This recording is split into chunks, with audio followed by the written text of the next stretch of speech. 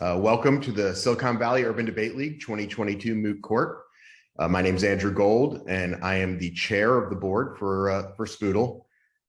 We've had another successful and rewarding school year, delivering speech and debate programs to over 500 students, which is the most in our history. We've had students competing in speech and debate tournaments, 26 tournaments from around the country. We've had also students in the classroom with our A through G curriculum and helping educators debateify their curriculum. And our students have had conversations with local officials, legal professionals, and civic activists on a range of topics. So, through our programs, through SVUDL programs, our students learn the tools of productive civil discourse, actively listening to opposing views and responding using fact-based arguments and persuasion. And no place are these skills more important or powerful than in a courtroom, which is why we're so excited about the students having this opportunity to present their arguments before a panel of distinguished judges. A total of 15 students from 5 schools participated in the Moot Court. I want to congratulate on behalf of SVUDL staff and board the semifinalists from Cristo Rey High School, San Jose, Dolly Guerrero, Scarlett Lopez, and Cesar Murillo. Want to congratulate them. Also from Overfelt High School, V. Do-An, and from Eastside College Preparatory Academy, Jocelyn Guzman, Michelle Tiburcio, and Stephanie Urbina. I also want to give a special thanks to our SVUDL team for working with our students and our teachers all year. It's Director of Programming, Dr. Robert Burns, our head coaches, Cuojo Moore and Lucia Hernandez, our operations manager, Jeanette Manuel, and our executive director, Roland Tenairo. So they've done a great job at getting our students ready and just all year. So the case, our teams will be arguing Hecox versus Little. It's an actual lawsuit currently pending in the Ninth Circuit Court of Appeals, and it's challenging the Idaho Fairness in Women's Sports Act. This law bars transgender and physically intersex students from participating in women's sports. Among other things, the law allows anybody to challenge a woman competitor's sex, and if challenged, that competitor must submit to a thorough sex verification process. In contrast, the law does not prohibit women, transgender, or intersex students from competing on men's teams. So, before we have our argument, we're going to put up a poll, I believe, before the students present their arguments, and it'll be anonymous. And we'd like you to click a response based on your current knowledge and belief. Should transgender women athletes, let me move the poll out of my view here, be permitted to compete in women's track and field teams? After the students make their arguments, we will poll you again to see if anyone has been swayed in either direction. Since I have everyone's attention here, I want to give a plug for our Words to the Wise Gala event, which will be held on September 22nd at Palo Alto Hills Country Club. This is our major fundraiser that supports our programs for the next academic year, and we're hoping to have a full house, and want to certainly invite our judges and esteemed guests who are attending here to join us for that event. And I'm sure that the team will be following up with information about that.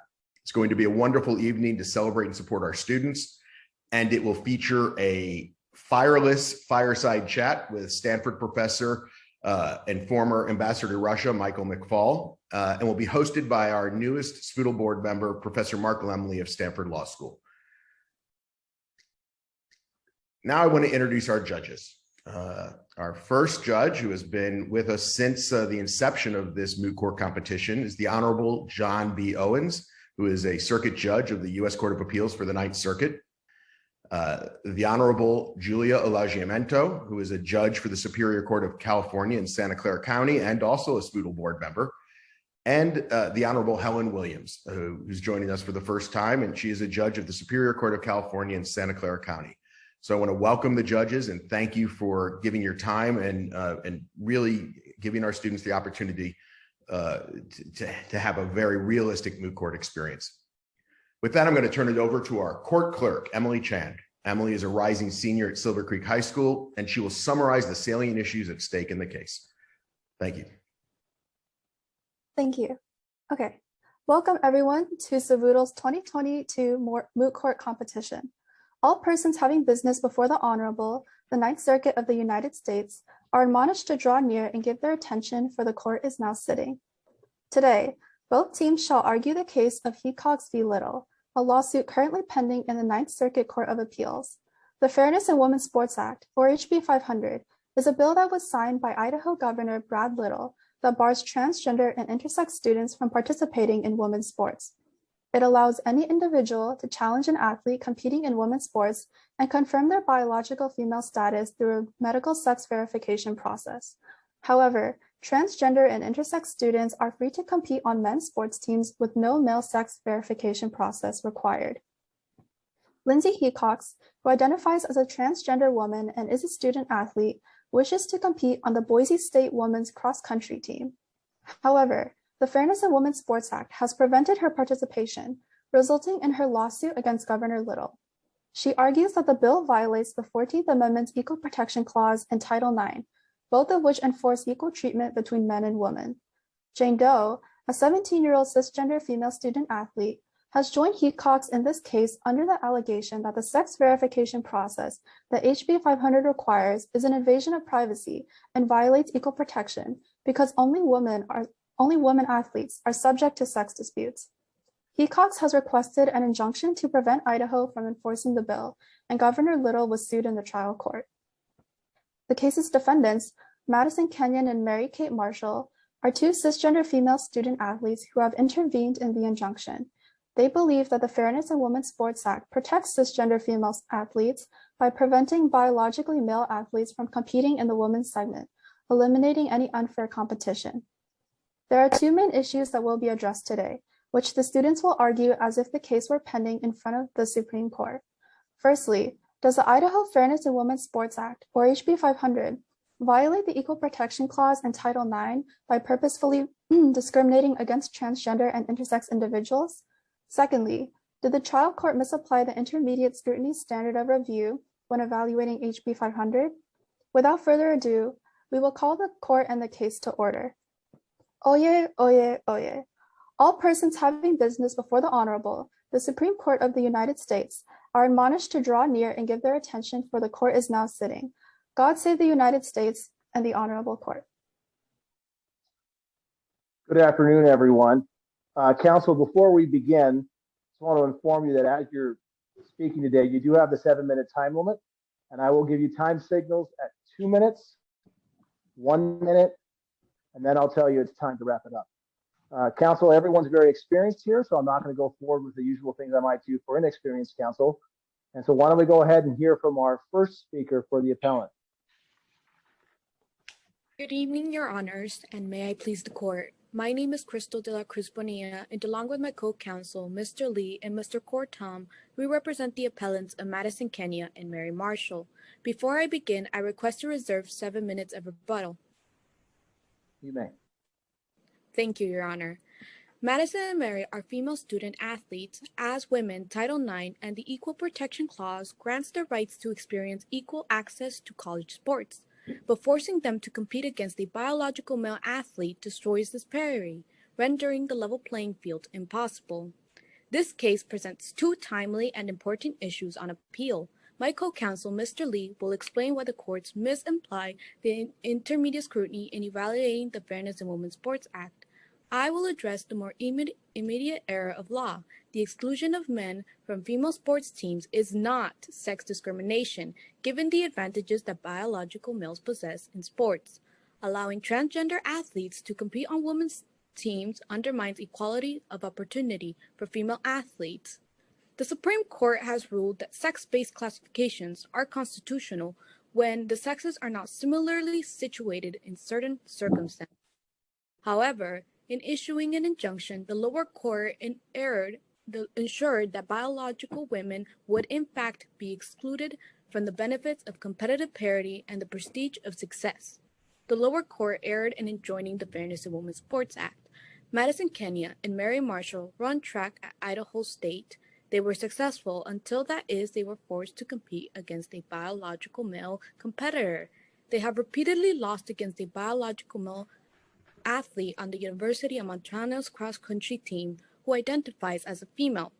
June Eastwood has broken multiple national records, Kenya in 3 races and Marshall in 2. Madison and Mary's experience is not unique. Could I ask a question? How do we know that that competitor who has been successful against your clients isn't just a better athlete? How do we know, based on the record, that that success is derived from male hormones or from being biologically male at birth?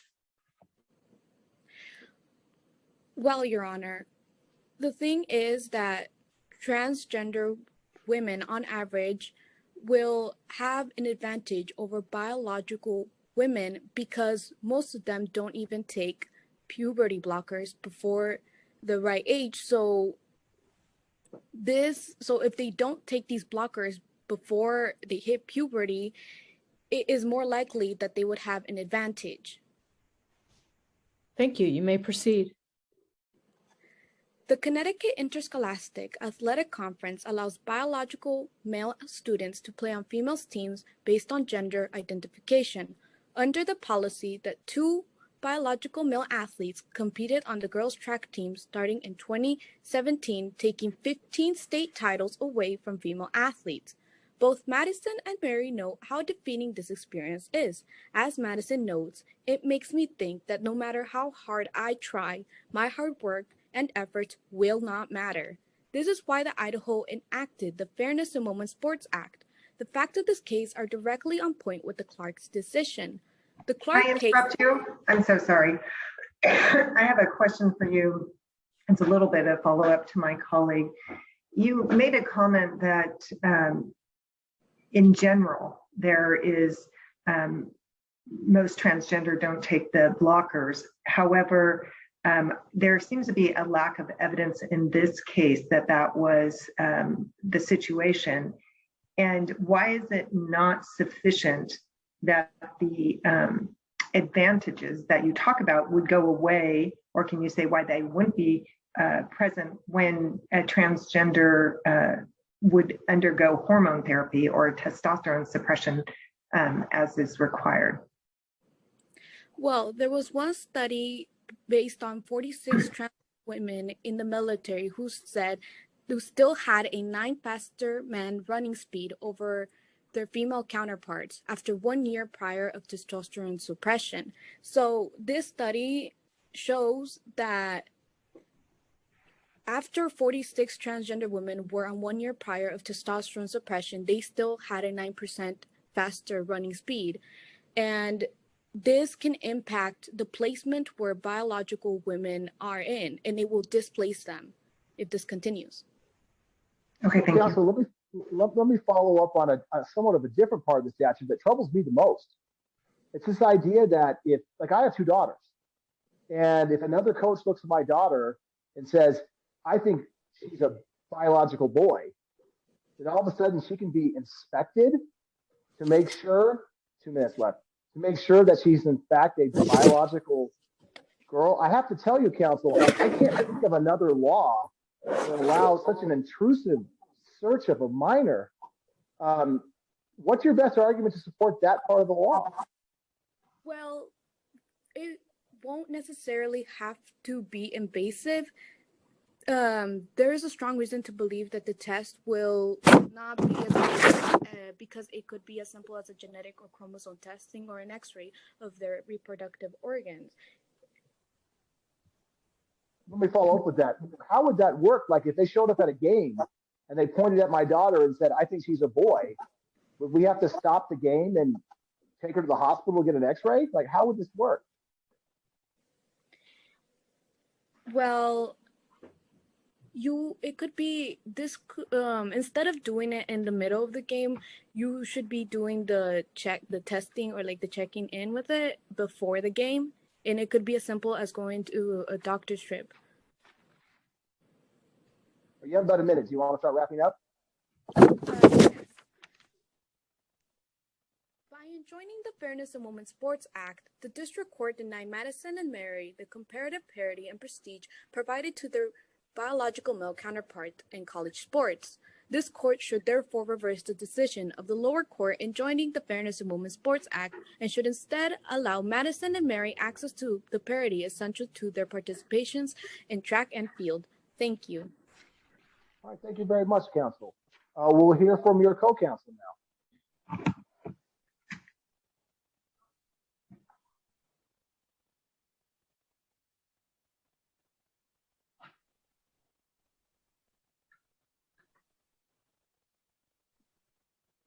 Thank you, And Judge you may Owens. proceed when My name is Adrian Lee. I was saying you may proceed when you're ready. Thank you, Judge Owens. My name is Adrian Lee, and may it please the court. The Fairness in Women's Sports Act protects the interests of Madison, Mary, and all biological women participating in sports. By enjoining the act, the district court threatens the separation of sexes that is necessary to maintain a level playing field and robs my clients Madison and Mary of both the enjoyment of the activity as well as the benefits that competitive success provides. The district court's application of intermediate scrutiny was incorrect. This arises from a fundamental misperception of the act, which distinguishes between student athletes based on biological sex and not transgender status. We agree with the appellees and in the lower court that HB 500 should be evaluated under intermediate scrutiny, as established by Craig versus Bourne. Knowing this, all we must do to satisfy equal protection is to show that it is substantially related to rational government interest. The district court justified its rejection of the Fairness in Women's Sports Act based on intermediate scrutiny by distinguishing this case from Clark 1. However, the lower court's analysis was incorrect in 3 different ways.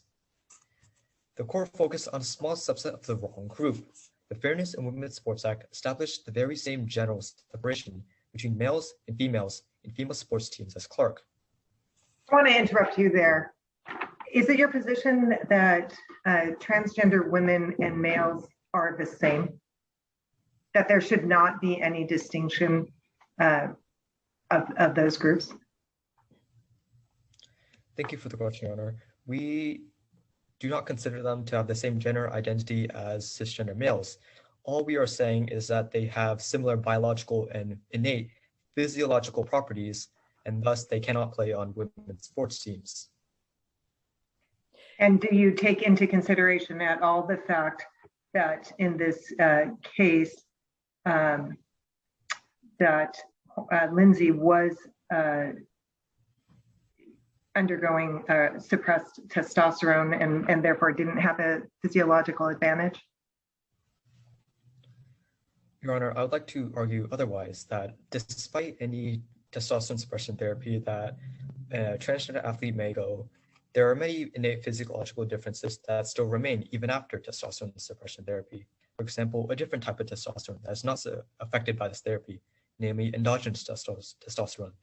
There's also the body structure of a biological man that is going to be physically advantageous over cisgender females, such as chest capacity or bone density. All right, thank you. Is it your position that Clark, that this case is on all fours with Clark, such that the result there would necessarily happen here, in that all that's happening is that there is a differentiation made between the sexes, and so therefore that there is no equal protection violation? Yes, Your Honor. Your Honor, we do believe that similarly to Clark, we are furthering a very real government objective by not allowing transgender female athletes or biological men to compete on female sports teams in order to provide equal opportunities for women's sports. But isn't this case factually, isn't it different than Clark in the sense that the act essentially targets transgender women as opposed to just separating males and females? This is, Your Honor, this is done to further, again, a very real government objective. Without HB 500, these transgender female athletes are going to uneven the level playing field and deny the opportunities that my clients should have under Title IX and the Equal Protection Clause. You may proceed. Thank you. The appellees claim that HB 500 violates equal protection as even though it may be substantially related to the government interest at hand, it harms another marginalized group. However, the Supreme Court has ruled that such policies are acceptable so long as they are not created with the sole intent of hurting a marginalized group. I guess that's where my prior question was directed. There's an argument, at least, that this law does exactly that, targets a group improperly. The district court's conclusion that compelling evidence to undermine the act's relationship to the government's interest is also incorrect. The lower court accepted the appellee's argument that testosterone suppression therapy would remove the inherent physical advantage of male athletes.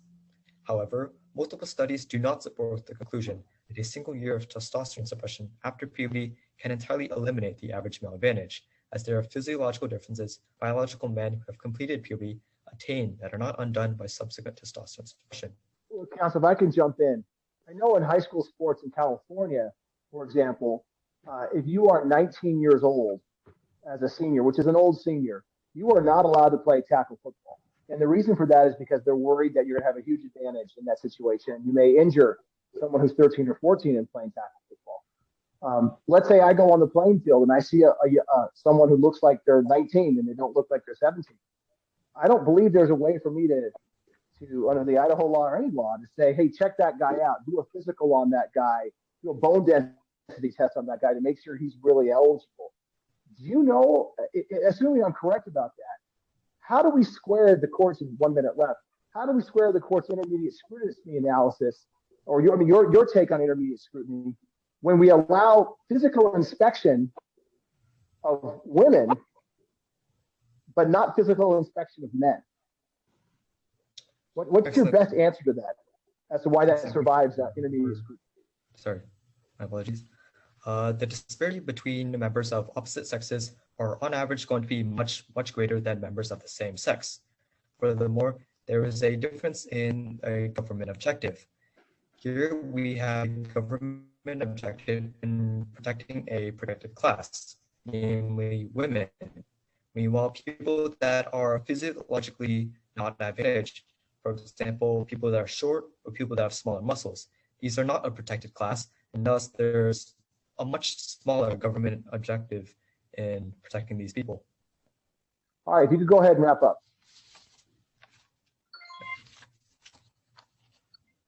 To conclude, the district court misapplied intermediate scrutiny by focusing on a small subset of the wrong group, misconstruing the substantial interest test, adopting an overly restrictive view of the state's interests, and misinterpreting evidence of the government's interests. We therefore urge the court to end the injunction against the Fairness in Women's Sports Act. Thank you. All right, thank you, counsel. Now we'll get to hear the other side.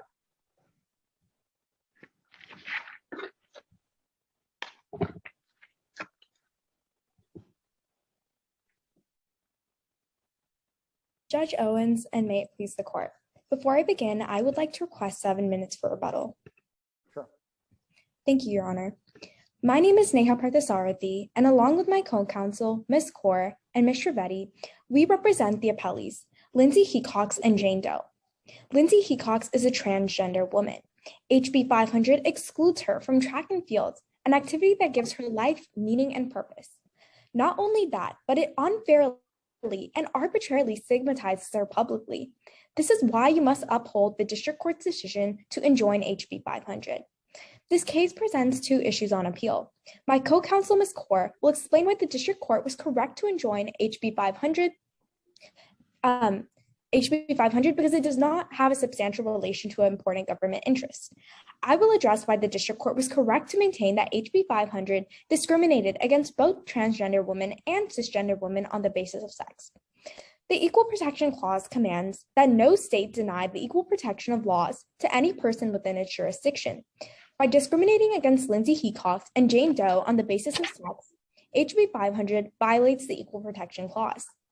HB 500 requires that women's teams be restricted based on the criteria that women who are transgender cannot meet: reproductive anatomy, genetic makeup, or endogenously produced testosterone levels. Further, the sole function of HB 500's use of these criteria is to force women players to go through sex verification processes in order to identify and exclude those like Lindsay who are assigned the sex of male at birth, transgender women. In so doing, they subject all women who wish to play sports to potential invasive physical examinations that men do not have to undergo. Can I ask you a question about Jane Doe? Yes. So can you please speak to why you believe she has standing in this case, as I don't believe there's anything in the record showing that she actually was ever challenged or had her sex questioned. So she didn't in fact undergo any of that. Can you speak to the standing? Yes. Jane Doe is a high school student, and she's afraid of, she has the fear of being accused through these sex verification processes because she has more masculine features than normal cisgender women. So she is of fear of being accused and going through these invasive processes through gender verification. So Jane Doe's case does have a standing because the whole purpose of HB 500 targets the class of women, pushing them through not allowing them to have any sort of privacy or even the freedom of choice when it comes to testing. Thank you. HB 500's context and history confirm that the law discriminates based on transgender status. The bill's sponsors repeatedly describe the goal of the statute as excluding women and girls who are transgender from participating in women's sports, characterizing 3 transgender women who ran track in Connecticut and Montana as the threat that HB 500 was designed to address. Can I ask a question right there? It seems like the law on its own terms, this law that is being challenged, would permit transgender students to participate in the team that has their own sex at birth. So is it actually true that they are precluded from engaging in sports at all? They still can engage in sports, but it's not with the gender they identify with, which isn't exactly something that transgender athletes want to go with, because the main problem that's clashed between the appellants and the appellees is the problem of testosterone creating that unequal playing field. But several transgender athletes have gone through hormonal therapy for 1 year, allowing them to actually not having that unfair advantage that the appellants claim. There is an equal playing field when it comes to transgender athletes and cisgender women. What about the part of the record that the other side, your friends on the other side rely on, that some of these hormonal activities and so forth begin at puberty, and so if the student is not taking suppression hormones soon enough, they are still going to have the advantage of the testosterone. So how do you respond to that? Well, the IOC and the NCAA do have standards regarding hormonal therapy, and they believe that 1 year is actually sufficient before they perform in whatever athletic activity they desire. But the doctors who actually wrote the briefs for the appellants also state that the appellants misuse their studies, and specifically one of the doctors, Dr. Coleman, she herself supports the IOC standards and believes that's also sufficient, creating that equal playing field. Thank you. Council, if I could jump in, my daughters both played basketball, and my youngest one, when she played, there weren't enough girls to form a team, so she had to play on the boys' team. And it seems to me that was an opportunity, and she took it. Here, I don't see how the state of Idaho is prohibiting your clients from participating in sports. They're just saying they have to play sports in a certain division, in a sense. Explain to me why there's an equal protection violation when they're being offered an opportunity to play sports, just maybe not in the division they wanted to play in, just like my daughter didn't get to play in the division she wanted to play in. She had to play with the boys. Exactly. So the problem here is that they aren't able to play with the gender they identify with, and the evidence stated by the appellants, quote unquote, to create that equal playing field doesn't really it's not very supported well. So the bill of HB 500 isn't about creating equity. It's actually about creating discrimination against transgender athletes. So when it comes to equal protection, it is a violation of equal protection as they are not able to play in the division they desire to. There is actually no inherent problem affecting them from playing in that field, like some sort of advantage they possess. So they should be able to play in, transgender athletes should be able to play in cisgender women's sports. Why don't you go ahead and wrap it up then? This case is not about men and boys playing on sports teams for women and girls, nor is it about protecting women's athletic competition from men. Rather, this case is about a sweeping Idaho law that changes the longstanding status quo to ban a subset of women and girls from school sports on the basis of their transgender status. Thus, the district court was right to enjoin HB 500, and this court should therefore affirm the lower court's decision. Thank you. All right, thank you very much, counsel.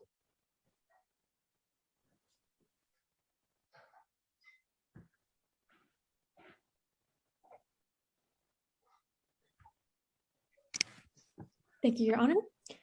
Judge Owens, and may it please the court, my name is Ajuni Kaur, and I'm co-counsel for the appellees Lindsay Hecox and Jane Doe. Prior to HB 500's enactment, existing rules in Idaho already prevented boys from playing on girls' teams. The only relevant way HB 500 changes Idaho law is by for the first time anywhere singling out and excluding girls who are transgender from playing on school sports altogether. Appellants defend HB 500 by arguing that sex separation in sports is constitutional under Clark, but that general rule is not at issue here, and its constitutionality does not resolve the question of whether girls who are transgender can be categorically barred from girls' sports. The issue, however, lies in whether the appellants can show that HB 500's categorical exclusion of women and girls who are transgender from women's sports substantially advances an important state interest. Can I ask a question on that? Are you arguing that the subgroup, the classification of transgender women or girls is a suspect class? And are you creating, are you arguing that they should be identified as a suspect class? Yes, Your Honor, we claim that they are to be identified as a protected class and therefore should be used intermediate scrutiny for. Thank you. A law proposing deferential treatment for marginalized minorities must therefore meet a demanding standard. The burden rests entirely upon the state to demonstrate an exceedingly persuasive justification for this differential treatment. The district court was therefore correct to rule that HB 500 likely violated the Equal Protection Clause. None of the supposed interests offered to defend HB 500 are actually advanced by the law. First, HB 500 does not protect cisgender women. The only physical characteristic with a documented effect on athletic performance is circulating, not endogenous testosterone. That is why the IOC and the NCAA, as well as the IHSAA, prior to HB 500's enactment, already addressed these concerns about potential physiological advantages by regulating transgender women's participation through policies based on circulating testosterone. HB 500 prohibits consideration of circulating testosterone levels and instead requires consideration of reproductive anatomy, genetic makeup, endogenous hormones, and even though none of these characteristics have any documented effect on their athletic performance.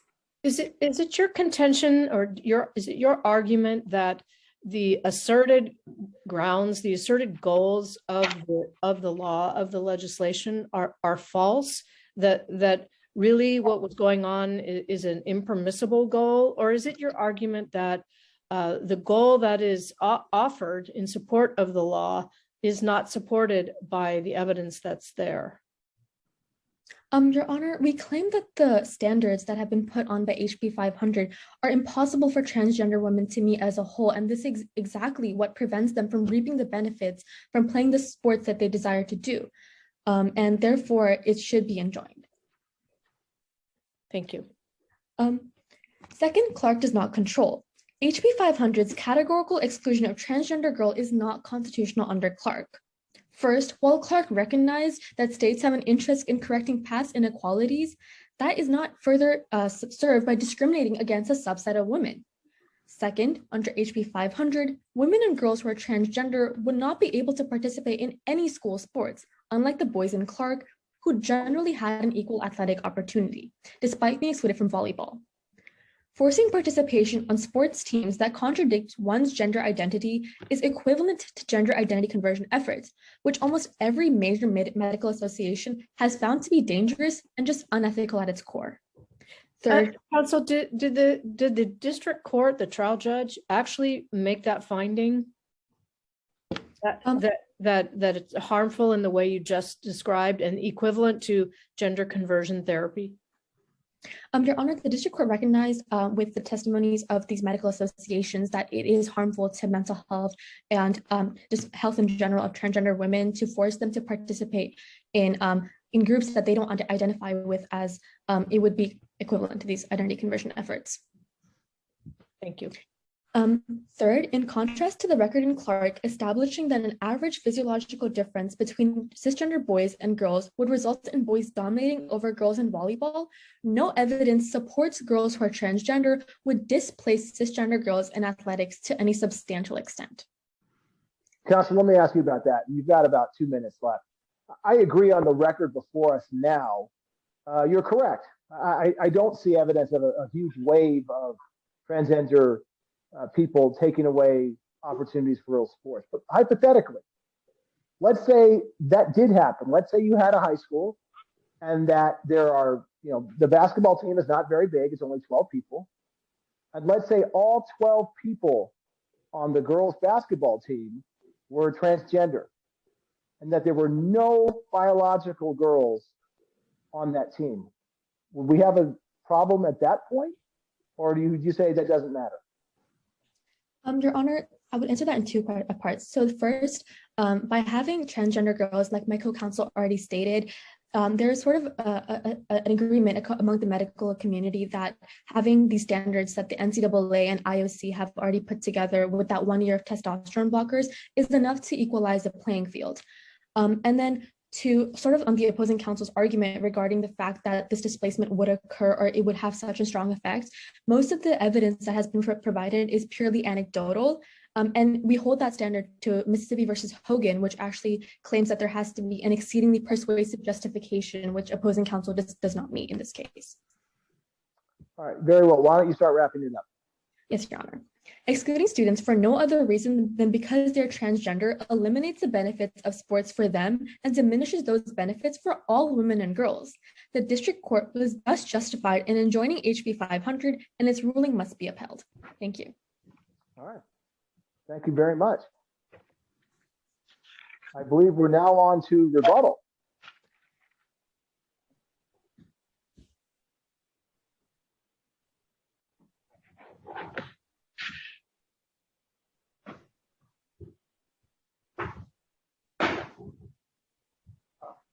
Thank you, Judge Owens. My name is Zachary Cortom, and I'm the rebuttalist for the appellants. Ms. Kenyon and Ms. Marshall are both female student athletes who have been guaranteed by Title IX and the Equal Protection Clause their right not just to compete, but to succeed in sports fairly. Sex-based classifications are completely constitutional when the sexes are not similarly situated in certain circumstances, like in this case, as both proven by various studies, which will be brought up very shortly, and also through stare decisis as demonstrated by Title IX as well as the Clark case. Males have a physiological advantage over women, and that's why women's sports exist to begin with. If this wasn't the case, we wouldn't be having separate sports for men and women. This is why an even playing field was established through the creation of separate women's sports in order to allow women an equal opportunity at success. There's a strong government interest because so many different life-changing opportunities are at stake for women. The district court's application of intermediate scrutiny was incorrect and arises from a fundamental misperception of the act, which distinguishes between student athletes based on biological sex for a rational reason, and that's to ensure equal opportunity. Gender identity is neither the basis for distinctions in the legislation nor related to its rationale. But counsel, isn't it true that once a transgender student has been undergoing the hormonal therapy and so forth, doesn't the factual record show us here that those advantages that you're discussing really are eliminated? Thank you very much for the question, Your Honor. So I would like to respectfully disagree with that. And what I'd like to cite here is two main pieces of evidence where, first of all, there have been recent studies which were reported by The Guardian, which have found that transgender women have a 12% edge on average in various running tests. And that's 2 years after the transition. And in addition, I would also like to bring up the case of the transgender swimmer Leah Thomas, where in 2019 in the men's division, she ranked 554th place in the 200-yard freestyle. And now this year, she is ranked 5th place in the same event, but in women's. So there's a very clear advantage, and the level of advantage you can see here, it's quite rather clear. Isn't that rather anecdotal, though? Just that's the citation of that one case. Wouldn't we need more to strike this down? Thank you for that question, Your Honor. So I would also like to bring up additional studies. So there have been studies according to the pharmaceutical company Bayer, which have found that testosterone makes you up to 13% stronger than those without it. And in addition, an Israeli physicist found that a woman's times were on average 10% slower than those of their male peers. So there's quite obviously an advantage here, which is demonstrated by various scientific sources. Thank you. Counsel, can you explain this the search provision or inspection provision? I got to tell you that really bothers me, and I still don't really have a clear understanding how this would work practically, and not in a way that would, really humiliate potentially someone. Can you kind of walk us through what's your best spin, if I can put it that way, on this provision? Of course, Your Honor. So our measures for confirming one's biological sex are not extreme, nor are they a violation of privacy. It's as simple as getting a doctor's note or taking a blood test. The law never said that we need to use any intense, medieval, or outlandish means of confirming one's biological sex, and women do not need to go, women do sometimes have to undergo tests that men don't. For instance, like breast examinations in order to confirm that there is no presence of breast cancer. And so it's purely within that case, it's for safety, and within this case, it's in order to ensure a fair standard is enforced. But if I could just jump in again, yes, women certainly, I live in a house of women and they have it much harder than I do when it comes to that kind of stuff. Having said that, that's their choice to do that. Mm-hmm. This is to me very different, where someone who I don't know, maybe because they're trying to rattle my kid before a game, right? Get them off. We'll just say, hey, I think that person was born a boy. They can't play until they have this record. Can you give us any examples that we can cling on to say, okay, that is like this, and so therefore it's okay under the Equal Protection Clause? Oh, sorry, Your Honor.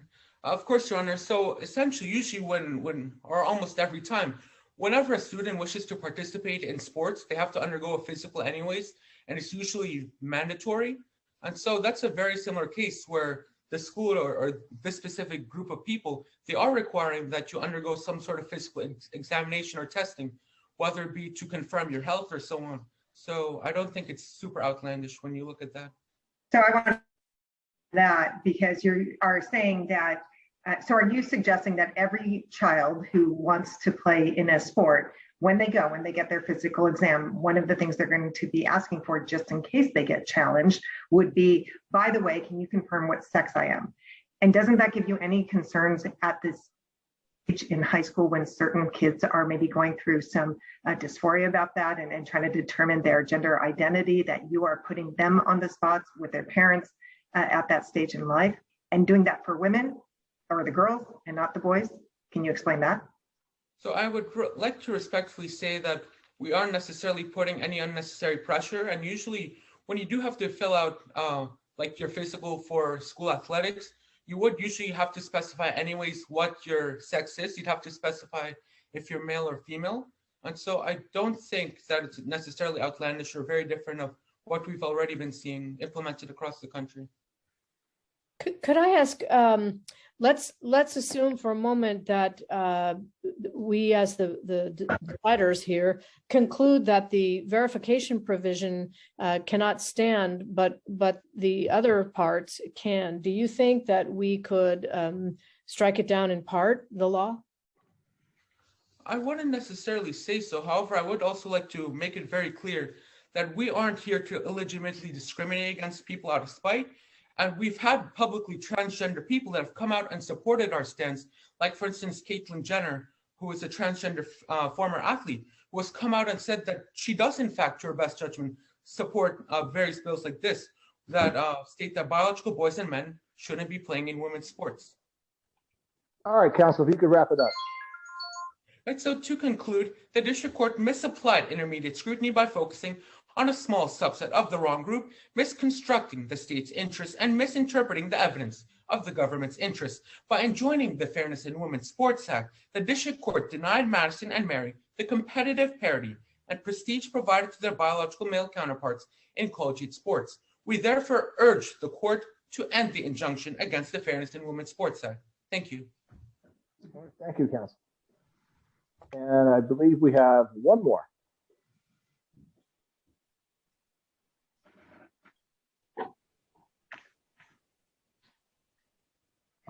You may proceed. Judge Owens, and may it please the court. My name is Avishee Trivedi, and along with my co-counsel, I will be presenting today's rebuttal on behalf of Lindsay Hecox and Jane Doe. I will address 2 points. First, how HB 500 violates the Equal Protection Clause, making it inapplicable under Title IX, and second, why the district courts rightfully applied intermediate scrutiny. So first, HB 500 violates the Equal Protection Clause, and there is no state interest in upholding it.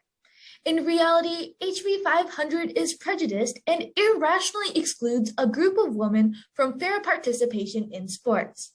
By setting requirements for athletes in women's sports that can only be met by biological women, HB 500 inherently discriminates against transgender women. It defines what it means to be a woman according to a narrow set of physiological differences that transgender women, by definition, do not possess. This case follows the precedent laid out in Lotta v. Otter. In Lotta v. Otter, the state defined the sole purpose of marriage to be procreation. Yet Idaho still let people who cannot have kids get married, but did not allow same-sex couples to get married. This case was considered to be proxy discrimination and a violation of the Equal Protection Act. Likewise, HB 500's narrow definition of what it means to be a woman discriminates against trans women, which is said to be on the basis of biology, even though HB 500 lets cisgender women with physiological advantages compete. Can I ask a question? Your friend on the other side, whom you are rebutting, just gave instances in which biologically born males who are transgender, who are competing with women, tend to prevail competitively in the sports. Can you address this issue? Thank you for your question, Your Honor. Well, first off, a lot of their evidence is anecdotal. And next, we do not know if they are winning due to some sort of advantage that they had as they were biologically a male, or whether it is because they just put in the effort that they needed just to do well. Next, their evidence needs to meet the threshold that is laid out in Mississippi and Hogan. So for the policy to be valid, it has to be free of fixed notions concerning the roles and abilities of males and females based on archaic and stereotypical notions. And the policy required an exceedingly persuasive justification. And our co-counsel cannot meet this threshold because the evidence that they state doesn't most of it doesn't compare cisgender women to transgender women. They compare cisgender women to cisgender women to cisgender men. So they have a stereotypical and archaic evidence. So please prefer our evidence, as now I will say that transgender women do not have any real advantages. So opposing counsel says that there is a concern about an equal playing field and that there may be physiological differences, but these physiological differences are insignificant compared to the biological differences or the differences that athletes have just due to their genetics.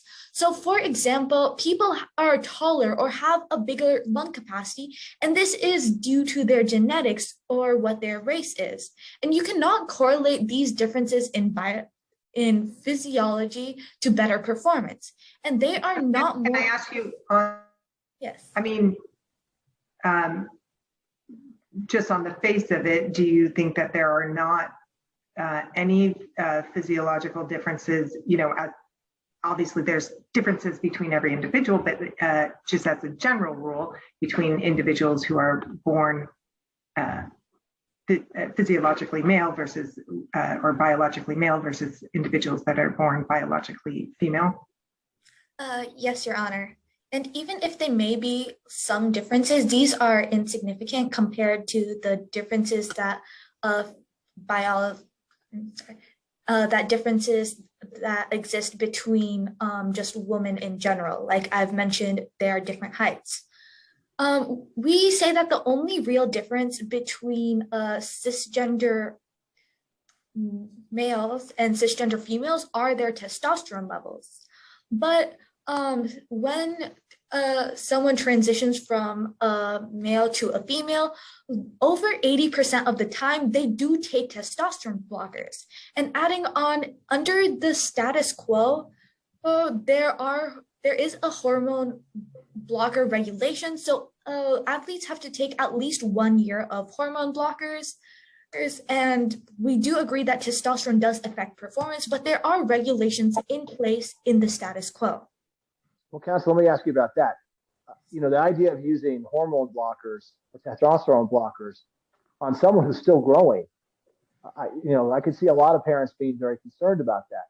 If we had a situation where a parent said, look, my child identifies as a boy, or vice versa, my child identifies as a girl, he's biologically born a boy, but I'm not willing to do, hormone blockers or testosterone blockers because they're still growing. What do we do in that situation under your view?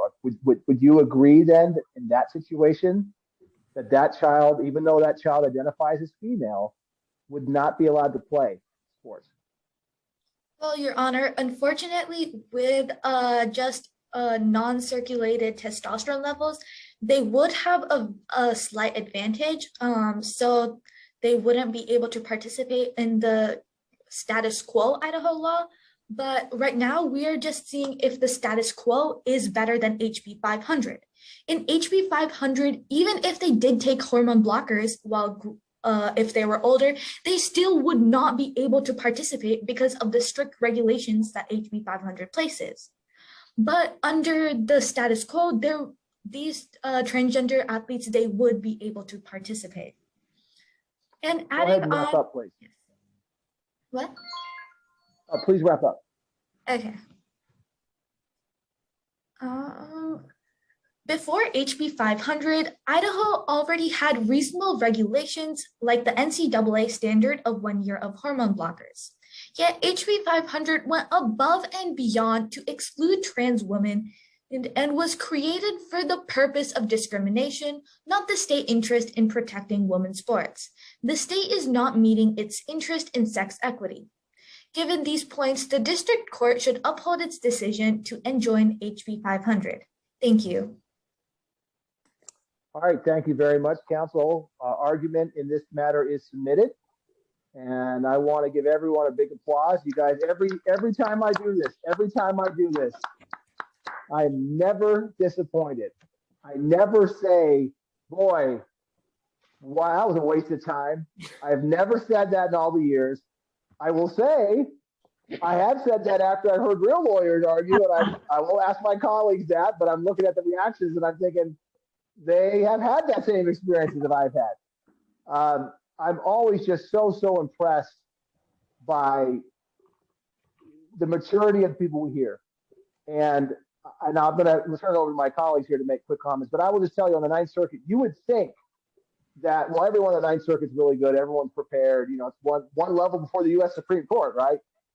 I will tell you, I would be happy to show people who argue for the Ninth Circuit videos of you all arguing because you all are so much better prepared and frankly so much better than so many of the lawyers that we hear. So the future for all of you is very bright.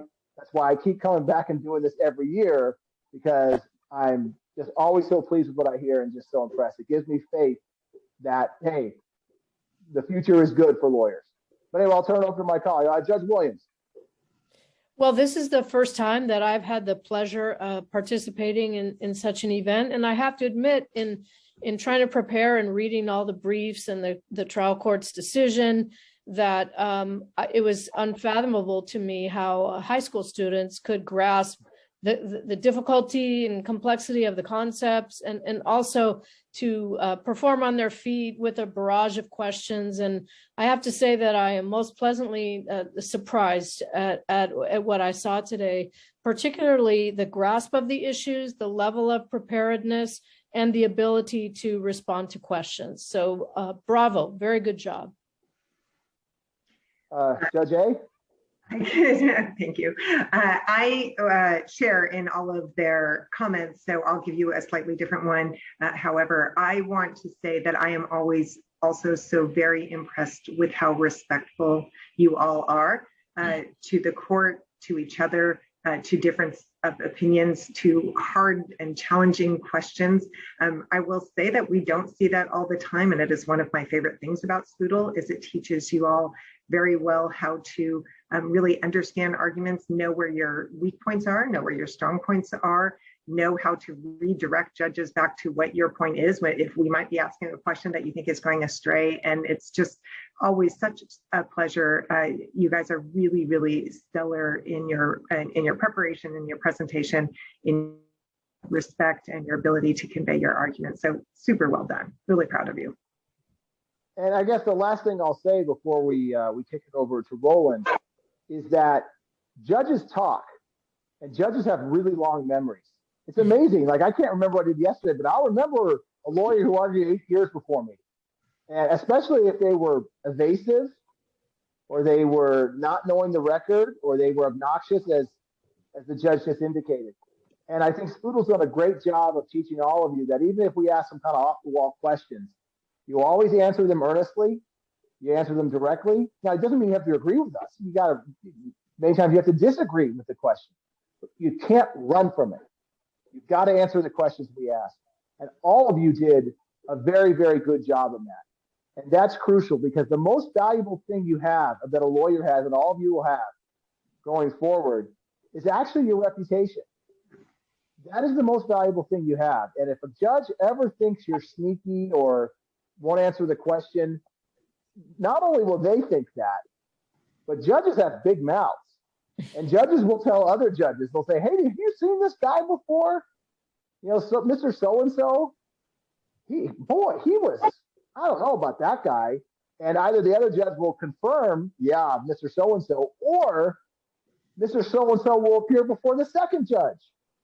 And then once you get that bad reputation, it's tough. All three of us, to get the jobs we have, had to go through extensive background checks. And part of the background check is asking other lawyers what our reputations were. And I'm sure that my two colleagues know of people who were very qualified for this job, but didn't get it because of something they did earlier in their career that was seen as sneaky or not being direct with somebody.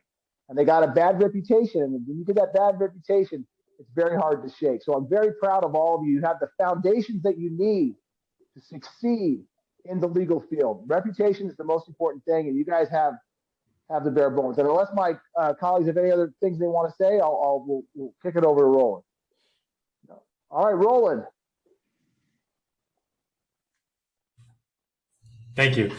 Hi, everyone. I'm Roland Hanairo. I have the privilege and honor of being the executive director of the Silicon Valley Urban Debate League. Thank you so much to Judge Owens, Judge Allegimento, and Judge Williams for spending time with us today.